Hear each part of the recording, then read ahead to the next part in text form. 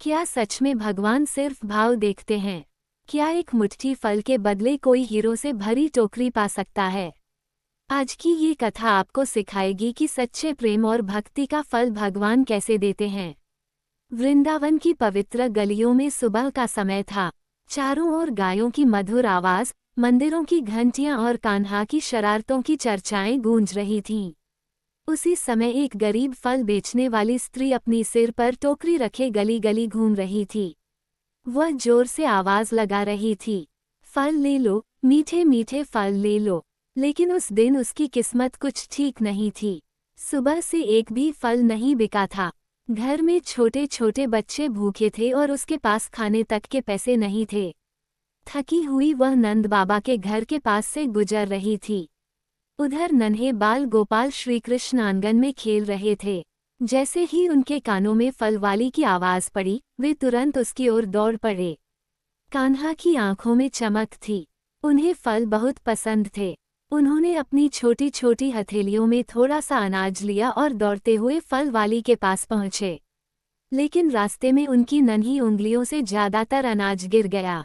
जब वे फल वाली के पास पहुंचे, तब उनकी हथेली में बस कुछ ही दाने बचे थे। भगवान श्री कृष्ण ने मासूमियत से कहा, मैया, मुझे फल दे दो। फल बेचने वाली ने जैसे ही उस सुंदर बालक को देखा, वह मंत्रमुग्ध हो गई। उसे ऐसा लगा जैसे पूरे संसार की खुशी उसके सामने खड़ी हो। उसने देखा कि कान्हा की हथेली लगभग खाली थी, फिर भी उसके मन में जरा भी लालच नहीं आया। उसका हृदय प्रेम से भर गया। वह मुस्कुराई और बोली, ले लाला, जितने फल चाहिए ले लो। और उसने अपनी टोकरी से ढेर सारे मीठे फल श्रीकृष्ण की झोली में भर दिए। कान्हा मुस्कुराए। उनकी मुस्कान इतनी मनमोहक थी कि फल वाली अपना सारा दुख भूल गई।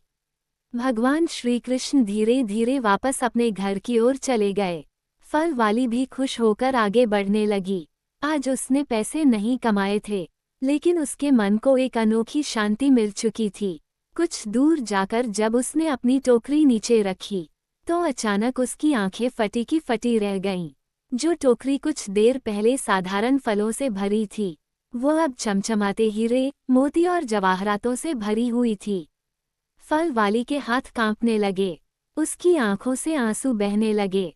उसे समझ आ गया कि वो कोई साधारण बालक नहीं था, वह स्वयं वृंदावन बिहारी भगवान श्री कृष्ण थे। वह तुरंत नंद बाबा के घर की ओर दौड़ी। उसका हृदय भक्ति से भर चुका था।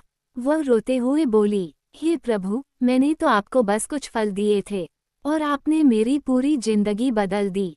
कहा जाता है कि उस दिन के बाद फल वाली का जीवन पूरी तरह बदल गया। लेकिन सबसे बड़ी बात ये थी कि उसे धन से भी बढ़कर भगवान का प्रेम मिल गया था। दोस्तों, भगवान श्री कृष्ण को धन दौलत नहीं चाहिए। उन्हें चाहिए सिर्फ सच्चा प्रेम और निष्कपट भक्ति। जब भी हम किसी की मदद सच्चे दिल से करते हैं, तो भगवान किसी न किसी रूप में उसका फल जरूर देते हैं। इसलिए जीवन में कभी दान, सेवा और प्रेम करना मत छोड़िए, क्योंकि भगवान भाव के भूखे हैं।